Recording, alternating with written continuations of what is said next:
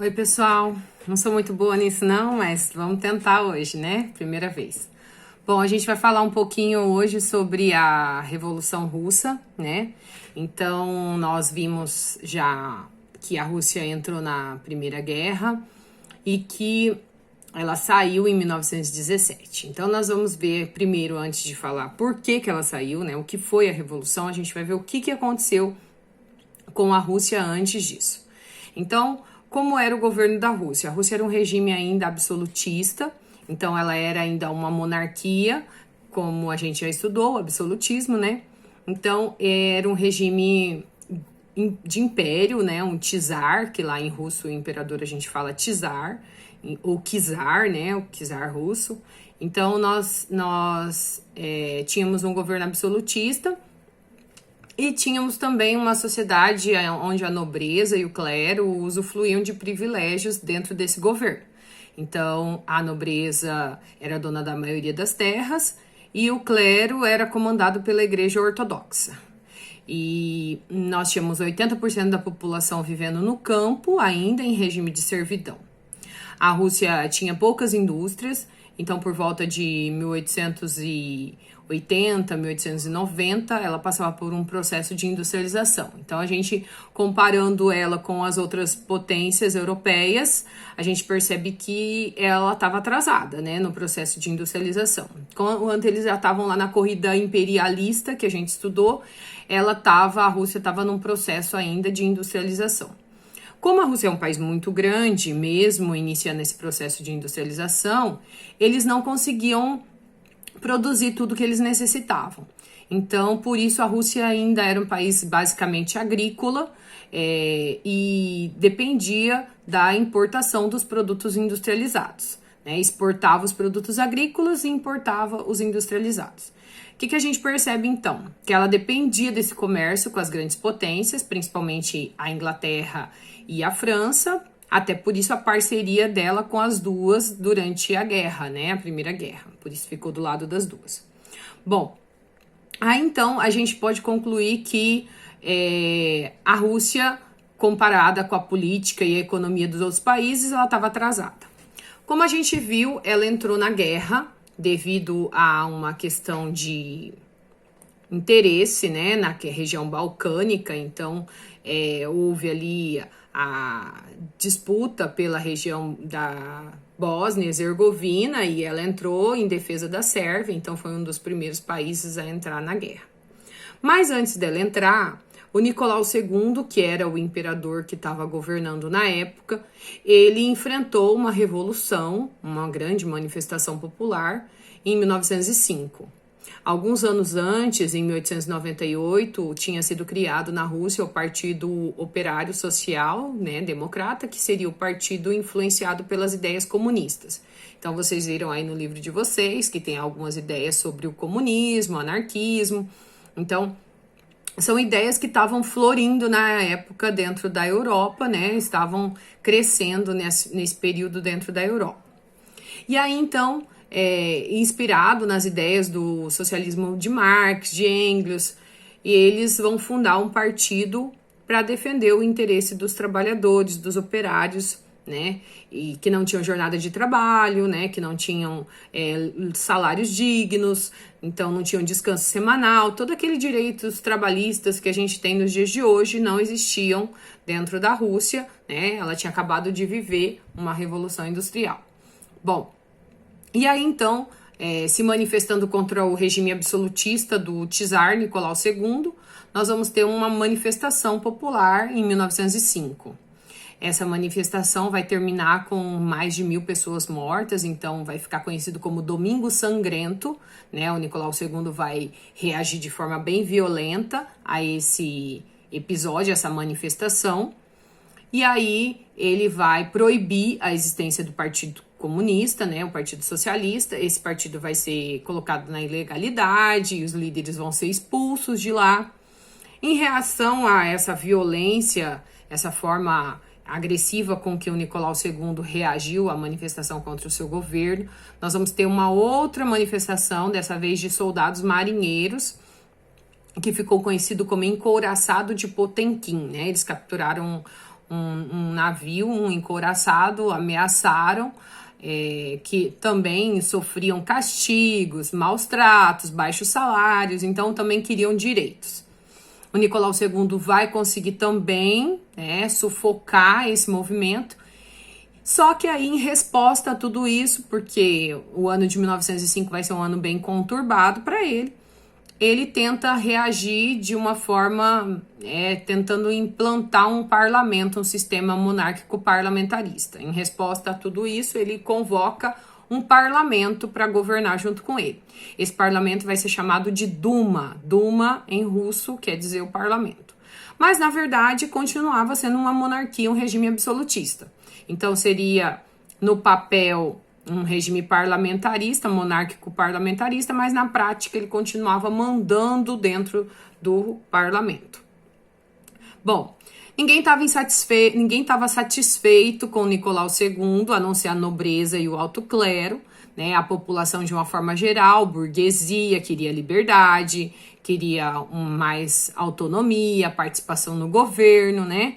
E os operários, soldados, camponeses também não estavam satisfeitos. Então, a gente pode dizer que a maioria da população não estava satisfeita com o regime absolutista de Nicolau II. Somado a tudo isso, vem a entrada da Rússia na guerra. Então, em 1914, começa a Primeira Guerra, a Rússia entra na guerra e ela vai ser muito criticada por isso, né? Técnicas de guerra atrasada, armas que não eram, né, comparadas com as grandes potências, armas mais precárias, falta de preparo militar. Então, tudo isso vai fazer com que haja grandes baixas, né, grandes mortes, né, dentro do exército russo. Apesar do grande número de mortos, a grande quantidade, né, do exército russo fez com que a Rússia ainda permanecesse na guerra, né? Então, ela continuava ali na frente oriental, como a gente falou, combatendo. Mas as críticas ao Nicolau II cresceram muito. Então, na verdade, eles continuavam criticando ele, né, pelo fato agora de, sem ter condições financeiras, sem ter condições militares, eles estarem na guerra. Bom, aí então o partido burguês, né, que se derivou de dentro do Partido Socialista, né, os burgueses saíram do partido e formaram seu próprio partido, que eram chamados de mencheviques, que significa minoria em russo.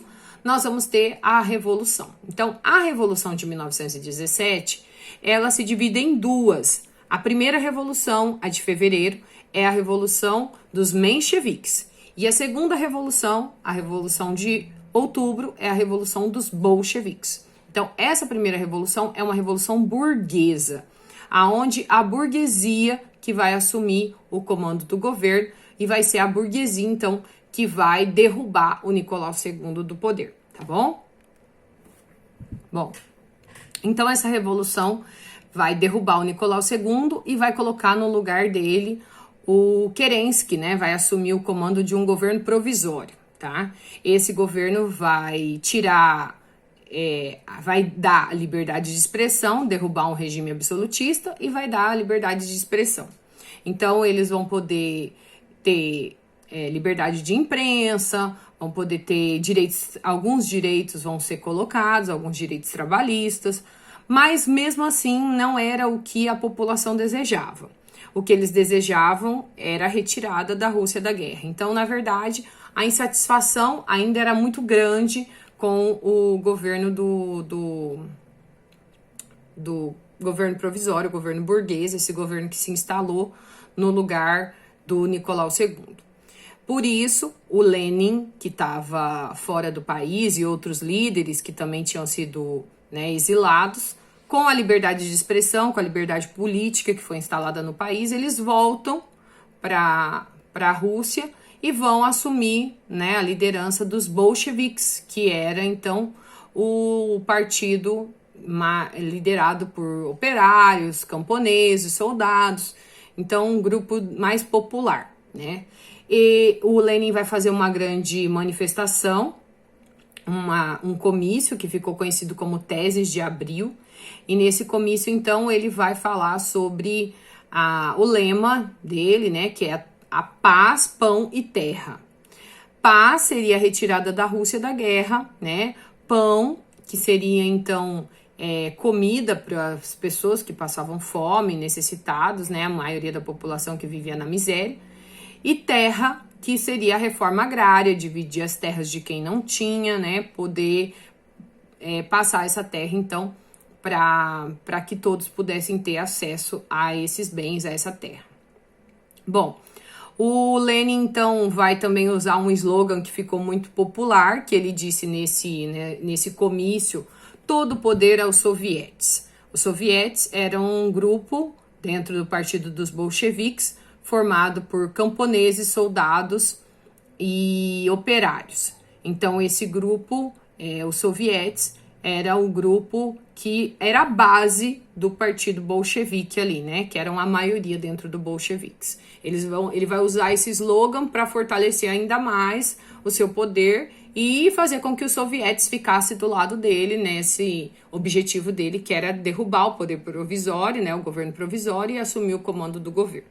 Em outubro, então, nós vamos ter a revolução chamada de Revolução Bolchevique, a revolução dos comunistas, né, dos socialistas, a revolução do Lenin. Então, essa revolução que vai retirar a Rússia da guerra. Então, aquele que a gente falou, que a Rússia saiu da guerra, vai acontecer nesse período, então. Quando o Lenin assume o poder, logo depois ele já vai chamar a Alemanha, vai fazer um acordo de paz, onde ele vai assinar a paz de Brest-Litovsk, né? O acordo que ele vai assinar, que vai dar aqueles territórios que a gente viu lá na aula, Letônia, Lituânia, Estônia, Finlândia, uma parte da Polônia, esses territórios que eram ocupados pela Rússia e que vão ser doados aí para que a paz seja acordada entre os dois países, entre a Alemanha e a Rússia. Bom, o Lenin, então, vai confiscar os bens, né? Vai estatizar, como a gente diz, a economia, os bancos, as empresas, tudo passa para a mão do governo, do Estado. O Estado passa a controlar todas as empresas, né? Então, o Estado passa a ter um controle sobre a economia.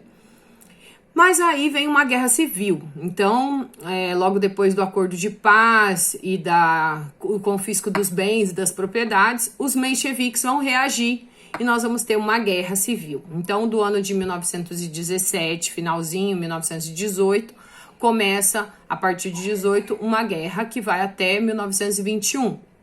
Essa guerra civil vai ser bolcheviques contra mencheviques. Então, os bolcheviques eram os vermelhos, que eles falavam, né, os comunistas, e os mencheviques eram os burgueses, os brancos. Então, eram vermelhos contra brancos, né, burgueses contra socialistas. E aí, então, essa guerra civil vai acabar causando mais mortes, mais destruição. O que a gente tem que pensar? A Rússia já estava, né, atrasada economicamente comparada com os outros países. Ela entrou na guerra sem ter condições de estar financeiramente na guerra ou militarmente na Primeira Guerra. E agora, então, ela ainda vive uma guerra civil, uma disputa pelo poder entre bolcheviques e mencheviques, entre os socialistas e os burgueses. É lógico que a nobreza, o clero, vai ficar do lado da burguesia nessa guerra, né? Porque eles queriam, né? Não queriam que os socialistas assumissem o comando do governo. Então, essa guerra vai causar mais prejuízos ainda. Por isso, quando a guerra termina, o Lenin, né? Os bolcheviques saem vitoriosos e o Lenin, então, vai lançar uma nova política econômica, que vai ser chamada de NEP. A NEP, a nova política econômica do Lenin, tem como objetivo implantar algumas medidas capitalistas para desenvolver a Rússia primeiro e depois implantar o regime socialista. O socialismo do Lenin, então, vai ter que dar um passo para trás, como ele mesmo diz, né? Um passo para trás para dar 2 passos para frente. Então, é necessário regressar, voltar para o capitalismo, tomar algumas medidas capitalistas para depois implantar um regime comunista, dividir tudo, como o comunismo prega, de igual para igual. Bom, o que ele vai ter que fazer então? Quais são algumas medidas que ele vai tomar? Ele vai liberar algumas pequenas empresas para a volta da iniciativa privada. Ele vai liberar também alguns bancos para que eles possam ser administrados de forma privada, vai liberar alguns salários também, né? A questão de salarial, que antes era controlado, todo mundo com o mesmo salário, ou um salário equiparado, dependendo da profissão. Agora, ele vai dar liberdade salarial, a questão de poder comercializar com outros países também, para facilitar a questão do escoamento, da produção e também das importações. Então, isso também vai ser uma medida, são medidas capitalistas que ele vai tomar dentro da NEP, tá? Bom, o Lenin, então, vai acabar criando, vendo dentro dessa situação, os países, as grandes potências europeias capitalistas vão começar a fechar as portas para a Rússia, tentando prejudicar o andamento do socialismo lá, e ele vai ver como uma solução, né, a criação da URSS, da União das Repúblicas Socialistas Soviéticas. Então, ele vai anexar outros países vizinhos que tinham descendência eslava também, né, que eram parentes dos russos aí, e ele vai passar a comercializar mais intensamente com esses países, fortalecendo a economia da Rússia.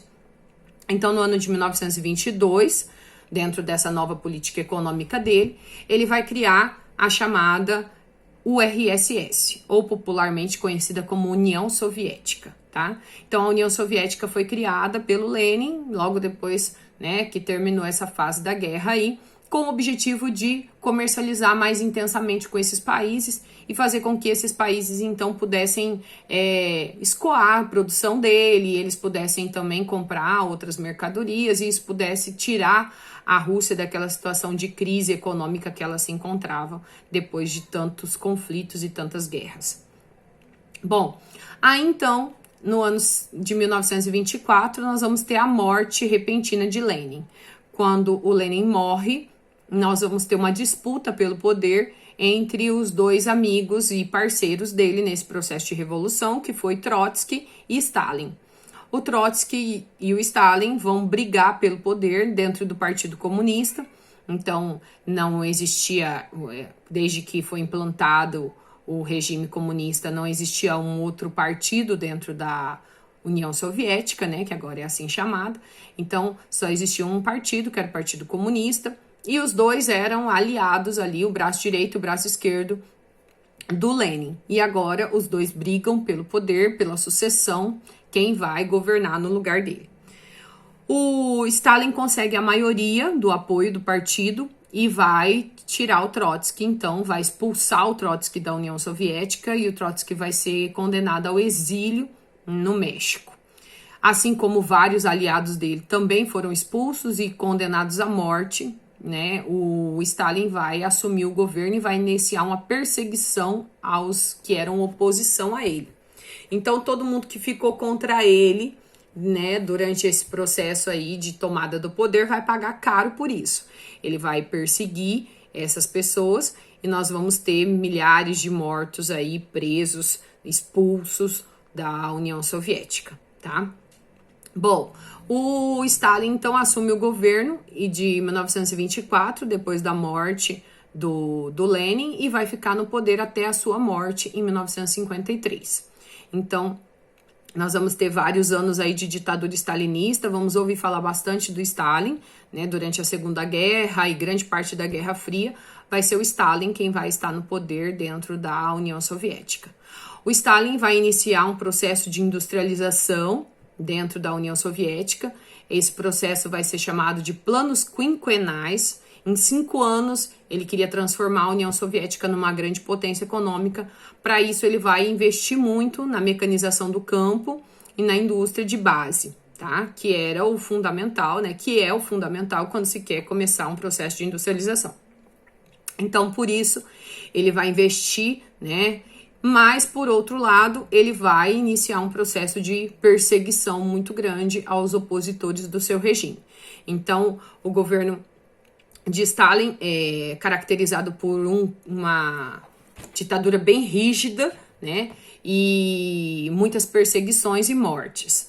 Ele vai colocar imagens dele pela cidade toda, aquela questão de idolatria, né? A imagem dele, né? Como se ele fosse uma pessoa que não podia ser questionada, né, como se ele fosse perfeito. Então, aquela coisa que um regime ditador tem, né, característico de um regime ditatorial, a idolatria, idolatrar o ditador como se ele fosse alguém perfeito que não pode ser questionado, né? Então, vai ter muito isso. Nós vamos ter um incentivo também à educação, porque grande parte da população da União Soviética ainda era analfabeta. Então, incentivo à educação, ao estudo, às escolas, né? Então, isso tudo vai ser um plano de desenvolvimento da União Soviética, porque ele queria transformar a União Soviética numa grande potência, e para transformar ela numa grande potência, para concorrer com as grandes potências, como a Alemanha não, né? A Alemanha estava caindo. Uma grande potência como a Inglaterra, a França, os Estados Unidos. A Alemanha, no final da guerra, não estava nada boa, estava antes, né? Então, ele vai ter que transformar a União Soviética também numa grande potência econômica e industrial, né? Para fazer frente às potências europeias que vão fechar as portas para ele, né? Vão tentar prejudicar de várias formas aí o regime comunista que foi implantado lá dentro da União Soviética. É isso aí, né? Então, vamos fazer a leitura lá do capítulo, vamos fazer o resumo do capítulo, e aí amanhã a gente vai se ver de novo, tá? Amanhã eu vou mandar um áudio para vocês falando sobre a nossa atividade de amanhã, a nossa atividade da nossa segunda aula, né? Que é o do mapa conceitual, tá? Vou mandar um link para vocês, e vocês vão poder criar o mapa conceitual pela internet, se vocês quiserem, pelo aplicativo, ou podem criar um mapa conceitual no seu caderno normal, né, pela sua criatividade mesmo, à mão, né, de lápis, caneta e borracha. Agora, se você quiser usar os recursos aí tecnológicos, eu vou mandar um aplicativo para vocês, que é um aplicativo que dá para você criar um mapa conceitual, e o mapa conceitual ajuda bastante na hora de estudar, né? Então, para facilitar aí os estudos de vocês e a compreensão do conteúdo. Se vocês tiverem alguma dúvida, me mande áudio ou mensagem que eu vou estar respondendo, tá bom? Beijo!